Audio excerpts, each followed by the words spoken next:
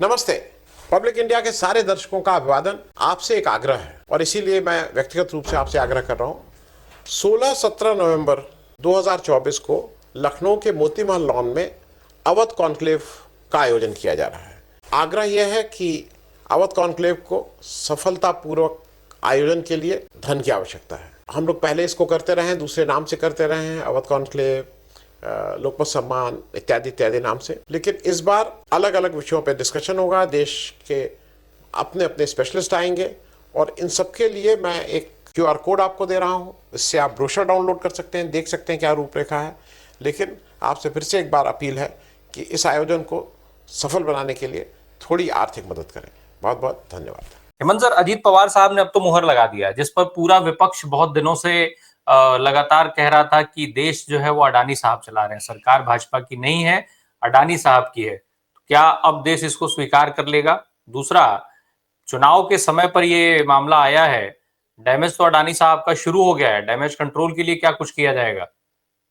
राय साहब, एक चीज हम सबको स्वीकार करनी चाहिए कि इस देश की डेमोक्रेसी के जो कंट्यूर्स थे वो बदल दिए गए हैं पिछले 10 साल में। जो हमने पढ़ा था, जो हम सब ने देखा था और जो सारी चीजें थी, जो जो थ्योरी के अंदर लिखी हुई थी, वो थी कि democracy is of the people, for the people, by the people. पिछले 10.25 साल में इस परिभाषा को बदल दिया गया है। Democracy is for the Adani, by the Adani और एवरीथिंग इज फॉर अडानी। और ये सारा घटनाक्रम आप इसको आइसोलेशन में मत देखिए। जो आत्मजीत साहब कह रहे थे उससे थोड़ा सा एक एडिशन और करना चाहता हूं। ये जो कल अजीत पवार ने कहा परसों श्रीनिवासन जैन के इंटरव्यू में, उसको ऐसे मत देखिए आप। उसका एक तरीका और भी है देखने का। उसमें कहीं ना कहीं जो सारी चीजें हैं वो उन्होंने कही, वो बिल्कुल ठीक बात है जो सारे साथी डिस्कस कर रहे थे। उसमें एक चीज और भी है और वो चीज ये है कि जो अजीत पवार, जो शरद पवार और जो सारा गठबंधन है विकास अघाड़ी, उसके पूरे चुनाव को तारपीड़ो कर दीजिए। उनके बीच में एक दूसरे पे संदेह का वो खड़ा कर दीजिए कि शरद पवार तो पहले भी अडानी के साथ बैठ चुके हैं, पहले भी मोल भाव हो चुका है। उनका क्रेडिबिलिटी और फेस लॉस करने की भी एक साजिश है। और मजेदार बात यह है कि अजीत पवार के इस बयान के बाद पूरी भारतीय जनता पार्टी चुप है और किसी ने इस बात का जवाब नहीं दिया कि उसके अंदर क्यों बैठे हुए थे अडानी। बेसिकली क्या चीज है, देखिए, एक बात समझनी पड़ेगी अपने को। Of the Adani, for the Adani, by the Adani, ये चीज इस घटनाक्रम ने साबित की। अभी तक आपने क्या देखा था? 47 के बाद 52 में आजाद चुनाव हुआ और अब तक क्या था कि उद्योगपति सरकारों को पैसा देते थे, सबको चंदा देते थे, उसमें सरकार जिसकी थी उसको ज्यादा दे देते थे और काम चलता रहता दोनों का, सरकार का भी और उनका भी।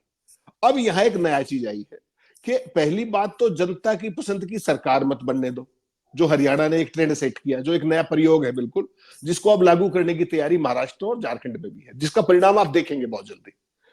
उसका है कि पहले तो जो भी राजीव कुमार जी के जो सारे खेल हैं, डेटा के और के, चुनाव की परसेंटेज घोषित ना करना, पोलिंग की, पोलिंग कुछ हुई है, काउंटिंग कुछ और हो गई, उसकी क्रॉस मैचिंग ना कराना सुप्रीम कोर्ट के आदेश के बाद, वो एक पक्ष है। उसके अलावा एक नया कंट्यूर जोड़ दिया है माननीय अडानी साहब ने, और वो क्या किया है कि पहले तो सरकार उनकी बन जाए, उनकी पसंद की सरकार बन जाए, और ना बने तो उसको कैसे बनाया जाए उसका सारी व्यूह रचना वो बाहर और दूर बैठ के नहीं, अंदर बैठ के करेंगे। ये आपने उदाहरण मध्य प्रदेश में देखा, ये आपने उदाहरण कर्नाटक के अंदर देखा, हिमाचल प्रदेश के अंदर राज्यसभा चुनाव के नाम पर एक असफल कोशिश हुई, और अब आप जो बिहार और इसमें महाराष्ट्र और झारखंड में जो देख रहे हैं वो ऐसे नहीं है। वो उसमें सब तरह की चीजें हैं, उसमें धन है, उसमें बल है, उसमें मैनेजमेंट है, उसमें माइक्रो मैनेजमेंट है, और जो सबसे महत्वपूर्ण पहलू है जिसको हम सब भूल जाते हैं वो है मैनिपुलेशन, डेटा मैनिपुलेशन। इस देश की सच्चाई है कि डेटा कैसे मैनिपुलेट किया जाए, और मैं बड़ी जिम्मेदारी के साथ कह रहा हूं कि चुनाव आयोग is a part and parcel of that, it's a integral part and parcel of that. Otherwise मुझे एक सवाल का जवाब, राय साहब, सारे विद्वान साथी बैठे हैं, 1952 से लेकर के 2019 तक हर चुनाव का जो पोलिंग हुई उसका डेटा 24 घंटे के अंदर आता था या नहीं आता था? कितनी पोलिंग हुई? ये आज क्यों नहीं आ पा रहा है? जो तो डिजिटल इंडिया है ना, तो मोदी जवाब दे रहे इस बात का, ना राजीव कुमार जवाब दे रहे, और किसी को इसकी पड़ी ही नहीं है। और सुप्रीम कोर्ट ने कहा कि अगर किसी को अपनी उस पे काउंटिंग पे कोई शक है तो 46,000 समथिंग रुपए जमा कराए और बूथ वाइज अपनी जितनी भी चाहे वो अपनी ईवीएम और उसको क्रॉस मैच करा सकता है वीवीपैट को। सुप्रीम कोर्ट ने किया कि नहीं ये आदेश? हरियाणा के अंदर चुनाव हुआ, कितनी क्रॉस मैचिंग होगी, जबकि उनको तो 7 दिन का समय दिया था कि 7 दिन के अंदर पैसे जमा कराइए, करा दिया, सबने करा रखे हैं पैसे जमा, 20 सीटों पर पैसे जमा, जो मेरी जानकारी है। एक की भी क्रॉस मैचिंग नहीं हुई आज तक। और जो एक दो स्टेट्स की रिपोर्ट मिली एक दो एक्टिविस्ट से, उन्होंने कहा कि साहब ये मैच नहीं कराते, जो जिले के अधिकारी है वो कहते हैं कि साहब हम आपके सामने मॉक पोल करके दिखा देते हैं इसी ईवीएम से। तो मॉक पोल का क्या मतलब है, सुप्रीम कोर्ट के आदेश का क्या मतलब है? तो ये अगर सरकार अडानी की पसंद की नहीं बनी तो वो सरकार को बदलवा देंगे, सरकार को गिरवा देंगे। और एक इंटरेस्टिंग चीज मैंने अभी आपको एक भेजा है कि उसमें आपने देखा तस्वीर दिखाइए, अडानी के मैं फोटो वो तस्वीर दिखा देता हूं जो आप जिस तस्वीर का आप जिक्र करने जा रहे हैं। आज तो बड़ा हाँ, आप ये देखिए, ये पिक्चर राय साहब क्यों आई है? अडानी की 6 कंपनियों के शेयर पिछले एक हफ्ते के अंदर औंधे मुंह गिरे, जैसे पूरी मार्केट गिरी। तो उनकी जो 6 कंपनियां थी उसमें लाखों करोड़ रुपए की जो वैल्यूएशन थी वो कम हो गई। तो अब क्या किया जाए? तो अब लीक से वहां तो ट्रम्प बन गए, ट्रम्प तो उनके माई फ्रेंड है, वो तो कोई बात ही नहीं। अब यहां क्या करें? वो तो जब वो आएंगे सरकार में 20 जनवरी को, तब देखी जाएगी। तब तक की डैमेज कंट्रोल कैसे हो? तो इन्होंने क्या किया कि जो यूरोपियन यूनियन के 4 टॉप कंट्रीज हैं उनके एम्बेसडर्स के साथ मीटिंग की है। क्या आप सारे सीनियर साथी बैठे हैं, क्या आपने कोई इस तरह की मीटिंग आज तक रिपोर्टेड देखी है क्या? और इस तरह की मीटिंग हुई भी तो क्या वो पब्लिक डोमेन में लाई जाती है क्या इस तरीके से? और कंपनी लेके आ रही है खुद, कोई एम्बेसडर तो करेगा नहीं। इसका मतलब क्या है कि Adani is very well placed, चिंता मत कीजिए किसी भी बात की। आप बताइए अडानी क्या चीज है कि जो 4 इतने बड़े यूरोपियन यूनियन के 4 इतने बड़े देशों के एम्बेसडर उनसे मिलने जाएंगे? क्या वो अपने देश की भी सरकार पलटवाने के चक्कर में है, या वहां भी सरकार बनानी है अडानी जी की मदद से? इसके मायने क्या है? बेसिकली इस बात को समझना पड़ेगा इस पूरे देश को और इस देश की जनता को कि इस देश के जितने भी हित थे अभी तक, देखिए पूरी दुनिया में एक फिनोमिनन है। एलन मस्क का आपने देखा कि किस तरीके से बड़ी नग्नता और शर्मनिरपेक्षता के साथ वो डोनाल्ड ट्रंप के साथ लगे हुए थे। अच्छी बात है, वहां पर होता होगा, ये होता है, सब अखबार भी अपनी पॉलिसी घोषित करते हैं हम किसके साथ है, मीडिया भी करता है, वो एक अलग देश है। लेकिन जिसका उनका लाभ देखिए क्या हुआ, जैसे ही ट्रंप के केवल चुनाव हुआ उनका वैल्यूएशन कहां पहुंच गया है, कल्पना भी कर सकता है कोई। तो अडानी जी का भी वही खेल है। बेसिकली जो चीज समझने की है कि अभी तक दुनिया में क्या होता था कि कुछ फ्यू कॉर्पोरेट्स, सिलेक्टेड कॉर्पोरेट्स, बड़े घराने, वो पूरी दुनिया को चलाते हैं अपने तरीके से। और वहां किस देश के अंदर किसको प्रमोट करना है, किसको फाइनेंस करना है, किसकी मैनिपुलेशन करानी है, वो सब धंधे इंटरनेशनली कभी से चलते आ रहे हैं। हिंदुस्तान में ये पहली बार है कि कोई उद्योगपति एक नेताओं की मीटिंग के अंदर बैठ करके और सारा खेल करवा रहा है बैठ करके, और उसके बाद उसका कोई टिप्पणी भी नहीं आ रही कि मैं था भी या नहीं। कम से कम खंडन ही कर दो। खंडन कैसे करे कि वो था वहां पे? शरद पवार की तरफ से भी कुछ नहीं आ रहा, बीजेपी की तरफ से भी कुछ नहीं आ रहा। तो ये राय साहब एक नया हिंदुस्तान में एक ऑर्डर बनाया जा रहा है कि जो कुछ अडानी कर दे, और अडानी एक नए फेस है, इस देश के नए रणनीतिकार भी हैं, इस देश के नए सूत्रधार भी हैं।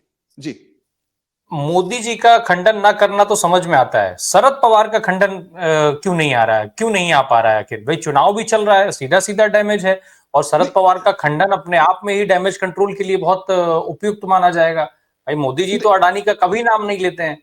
नहीं राय साहब, एक 2-3 चीजें इंटरेस्टिंग है। अभी तक आपने मोदी के मुंह से शरद पवार का नाम सुना है क्या पूरे कैंपेन के अंदर?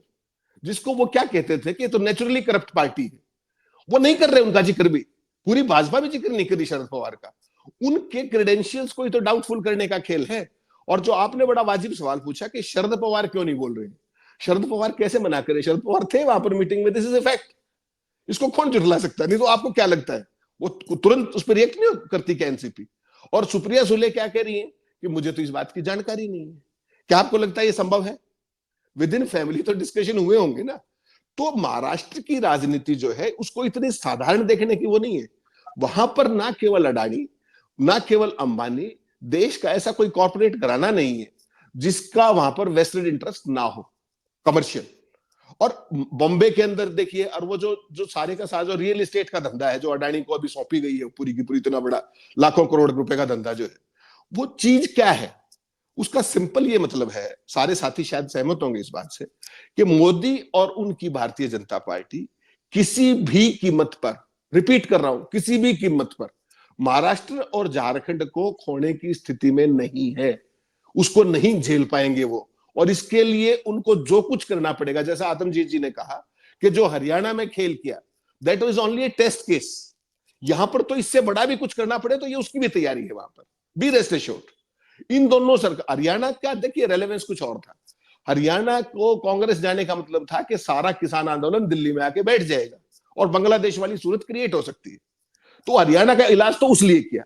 और टेस्ट केस में क्यों कहता हूं कि हरियाणा के जिस तरह के लोग हैं कि क्या वो सड़कों पर आते हैं या नहीं आते हैं, तो आपने देख लिया कि जैसे ही भारतीय जनता पार्टी ने जो कुछ भी किया उसके बाद किसी ने चू नहीं की, तो और हिम्मत बढ़ गई।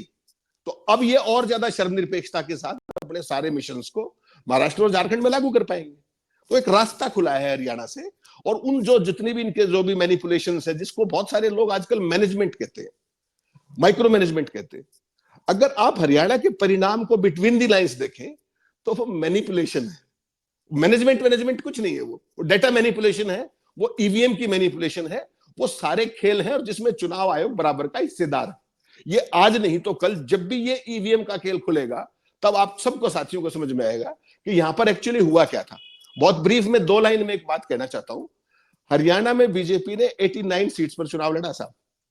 9 सीटों पर उनके मंत्री हार गए, सिटिंग मंत्री सरकार के 9 मंत्री हारे। 8 कैंडिडेट्स की जमानत जब्त हुई। कैंडिडेट कितने बच गए? 72। और 72 में से 48 बीजेपी सीट जीत गई। आपने सुना, कभी देखी थी ऐसी लहर हरियाणा के अंदर? कौन से रीजन के अंदर थी? और मजेदार एक लाइन कि जो बीजेपी का एलाई था जेजेपी पूरे 4.5 साल तक, उसकी पूरे हरियाणा में जमानत जब्त होगी, पूरे हरियाणा के अंदर। उसके सुप्रीमो दुष्यंत चौटाला की भी होगी। और जिसका एलाई था, वो जो सत्ता में थे मेन, उनकी सरकार रिपीट होगी। आपने सुना है कभी ऐसा क्या कि जो मेन शासन कर रहा है वो तो रिपीट कर रहा है और एलाई निपट रहा है? तो ये एक बहुत खास तरीके के रोचक परिणाम जो है, ये हरियाणा में केवल एक टेस्ट केस किया गया है। और ये महाराष्ट्र और झारखंड में आपको इसका रेप्लिकेशन दिखेगा बहुत दूसरे तरीके से। और इसीलिए आप देख रहे होंगे कि कोई भी इस बार सर्वे नहीं कर रहा है, क्योंकि सर्वे जो हरियाणा में तो सड़कों पे बिखरा हुआ था, सबको दिख रहा था।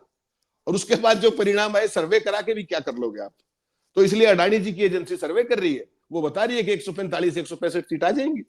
तो वो कह रहे हैं तो मान ही लेना चाहिए, क्योंकि वो जो कहते हैं वो तो होना ही है। फिर देश में सीधा नहीं होगा तो उल्टी उंगली से कर लेंगे वो। तो ये एक नए तरह की डेमोक्रेसी है।